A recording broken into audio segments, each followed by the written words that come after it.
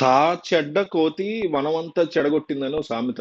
అంటే ఏదైతే ఒక మంకీ ఉందో ఆ కోతి తాను చెడిపోవడమే కాకుండా ఆ ఫారెస్ట్ లేకపోతే ఆ వనంలో ఉన్నటువంటి ఆ గార్డెన్ లో ఉన్నటువంటి కోతులన్నిటిని చెడగొట్టిందంట. కమిడియన్ పృథ్వీ మాట్లాడినటువంటి మాటలకి హీరో విశ్వక్సేన్ క్షమాపణ చెప్పాల్సిన పరిస్థితి వచ్చింది.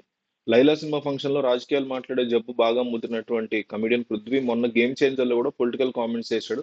రీసెంట్ గా లైలా ప్రీ రిలీజ్ ఈవెంట్ లో కూడా 11 గొర్రెలు అంటూ వైసీపీ పార్టీకి సెటైర్లు వేయడంతో వైసీపీ శ్రేణులు సోషల్ మీడియా వేదికగా బాయ్కాట్ లైలా హ్యాష్ ట్యాగ్ ట్వీట్లతో మోత మోగిచ్చాయి. బాయ్కాట్ లైలా టాప్ ట్రెండింగ్ లో నిలిచిందంటే పృథ్వీ వ్యాఖ్యలు తీవ్రత ఏ రేంజ్ లో ఉందో అర్థం చేసుకోవచ్చు. అయితే ఎక్కడ ఎలా మాట్లాడాలో తెలియని పృథ్వీ చేసిన తప్పుకి మా సినిమాని బలి చేయొద్దంటూ ఆవేదన వ్యక్తం చేశాడు హీరో విశ్వక్సేన్. పృథ్వీ అనుభవంతో వయసు తనకు లేదని, అలాంటి వ్యక్తికి సంస్కారం తాను నేర్పించలేను కదా అంటూ పృథ్వీ చేసిన తప్పుకి నైతిక బాధ్యత వహిస్తూ వైసీపీ శ్రేణులకి క్షమాపణ చెప్పాడు విశ్వక్సేన్. ఈ సినిమాని చాలా కష్టపడి తీసాం, బాయ్కాట్ లైలా అని 25,000 ట్వీట్లు వేయడం ఎంతవరకు కరెక్ట్? నిజంగా మా ముందు అతను అలా మాట్లాడి ఉంటే ఖచ్చితంగా అతని మైండ్ లాక్కునే వాళ్ళం.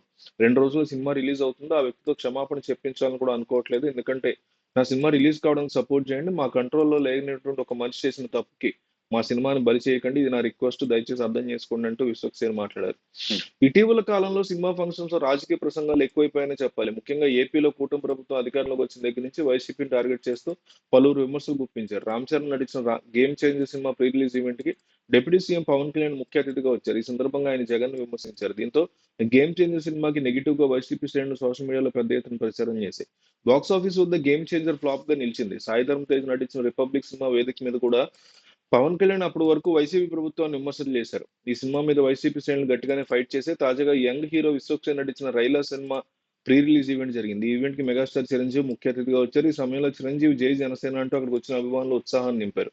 అయితే నటుడు పృథ్వీ సినిమా మీద హద్దులు దాటి మాట్లాడారు. పృథ్వీ చేసిన కామెంట్స్ ఇప్పుడు లైలా సినిమాని ఇరకాటంలో నెట్టేశాయి. పృథ్వీ గతంలో వైసీపీలో ఉన్నారు, ఇప్పుడు జనసేనలో ఉన్నారు.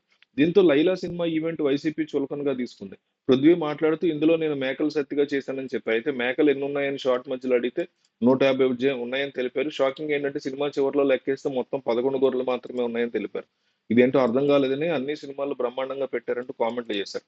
వైసీపీ విమర్శించడంతో ఆ పార్టీ శ్రేణులు ఒకటిగా పృథ్వీతో పాటు లైలా సినిమాను కూడా టార్గెట్ చేస్తూ సోషల్ మీడియాలో పెద్ద ఎత్తున ప్రచారం చేశారు. ట్విట్టర్లో 25,000 పైగా లైలా సినిమాకు వ్యతిరేకంగా బాయ్కాట్ లైలా అంటూ ట్వీట్లు వచ్చాయి. బాయ్కాట్ లైలా అంటూ నేషనల్ లెవెల్లో వైసీపీ శ్రేణులు సినిమాకు వ్యతిరేకంగా ట్రెండ్ చేశారు.